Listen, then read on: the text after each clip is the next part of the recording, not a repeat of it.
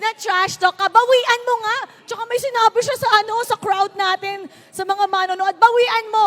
Bawian mo. Patingin nga ng mukha ng talo.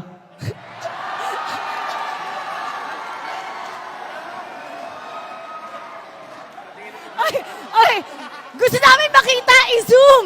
I-zoom natin. Here, figure out. Habulit. Oh no! Chakno might just go down and that's the first. Ang galing Oo, mo talaga sinabi nun, mo, reverse Idol. Martis eh. Galing, galing. Okay, Turtle, first one. Sino ata makakuha dito? Up HP on the turtle. Lansu. Pupunta dito kay Chakno pero inikutan na nga rin ni Ryota. Bang! That's going to be another. behind you sa level and lumalaban ka Oh! agad yung Valentina. Misses two things. That's a flicker and the ulti as well. At mukhang naipit pa ang isa. Lansu. Si Lansu. Lansu, naghahanap ng away. Ryota going in with a last insanity. Nga ba makakakuha nito? Red 3 secured para dito sa backshot pero biglang may sumabog doon sa kabila. And that's Goyong AR going out pero tignan mo yung bawas ni Doming doon sa likod. Eto, Max malapit na mawala pero hindi rin naman mamamatay pa. And Andoryu goes down as well pero nakakuha. Tingnan mo yung spacing sa mapa ng Minana Evos. Malayo pa dito si Domeng. Nag-umpisa na yung... Oh, nirarash ata ng Omega.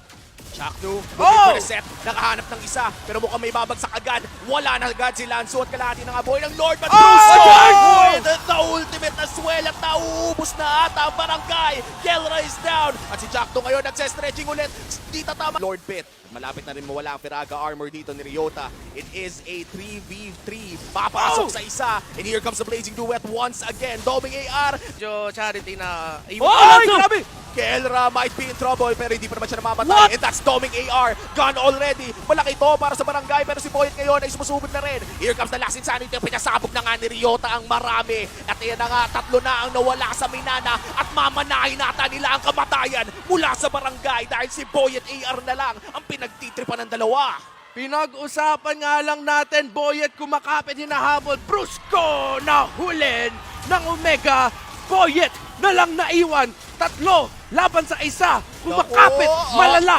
Ryota! Makikita, Boyet, dumadriving lang Chakno, naman na doon. Pero si Chakno ata, delikado. Goyong, Last insanity na gamit na rin at may penalty zone doon sa loob. ng Kelra! Pero Kelra is down. Wala na ang gold standard para sa barangay. At si Andoryu ngayon ay napaulti na rin. May stun din naman gagaling dito kay Brusco. At mukhang kontrolado na ng Minana. Si Doming pa ang nasa loob. At sa Lord secured para sa side ng Minana. At tatakas na ang barangay. Ryota might just get his first death of the game. Para lang makaklear ng Oo, wave.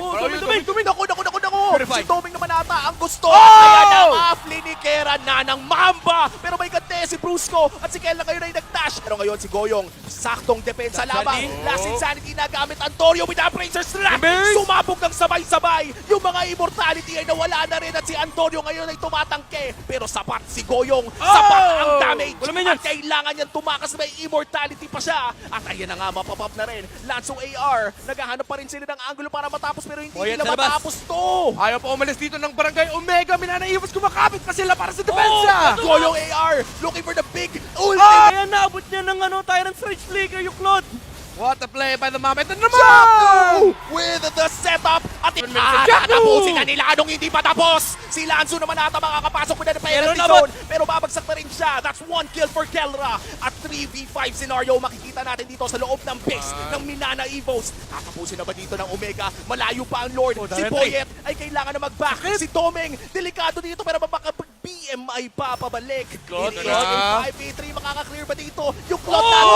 Tatapusin na ata pero may BM ay pa-Razor Strike. Hindi tatama kay Boyet ay AR lamang at si Goyong ay papasok na rin with the last insanity pero kalimutan mo na lahat ng yon dahil Omega. Parang hina ng damage. May Kailangan difference. kasi perfecto eh. May difference yun kapag na-hit mo yung beats on time, yung 3 beats, almost double the damage yung ultimate. Oh, pero teka lang, ito Max, delikado ata. Nagamit niya ang kanyang Nether Realm na ninakaw pero si Chakno ngayon ang mag-gait. May makuha ba siya? Wala. Now, Smart Omega, binibilisan nila yung takbo Uy, ng grabe naman! Mula sa gitna, pababa, nahanap nila si Domeng at si Brusco naman ata ang isusunod at kinailangan na mag-flicker palayo. Ito na nga si Boyet, gumaganti na with the rhythm of joy. Yung turtle, dun ka dapat lilipat. Kapag kapag nasa side mo yung turtle, kailangan mo lumipat na lane. Pero grabe yung burst damage. Goyong, mukhang Nether Realm ang liligtas sa kanya. Kelra, mabagsak na ata in the knock. Domeng dito, pero yung stun ay tatama. Brusco with a counter set at nahan. Aasi tayo sa isa't isa. Natapos man ang laban na yon ay nagkakainitan pa rin dito sa may bandang ibaba. Brusco Si Boyet may play. nagamit na nga dito ang Electrifying Beats pero Netherrealm nagamit na rin ng Omega. Half HP on Lansu AR! Lansu ata ang hanap. Wild Charge nagamit tapos sinarado ang pinto. May gagawin kasi sila at si Chakno ngayon ay papasok na rin counter set. Yung pintuan, yung wall na wala. Miss timing doon sa kanyang ulti at dahil dyan si Kelra makakaisa at may si Duet manggagaling dito kay Doming pero yung makakancel din yun at pinagtatapak na nga dito ni Ryota pero 1-for-1 naman ang sagutan. Buhay pa rin si Kelra, si Lanzo ngayon ang isusunod din. Ng Minana Evos doon sa may bottom Ay, side of the sakit! Lord. Ang sakit! Oh my Ang goodness! sakit ng bola ni Kelra! Ang sakit ng bola ni Kelra! Tatapusin na ata nila to! 2-0! Welcome back! E2 Chakra! Smart Omega! Kelra! At Ryota! Ginawa yung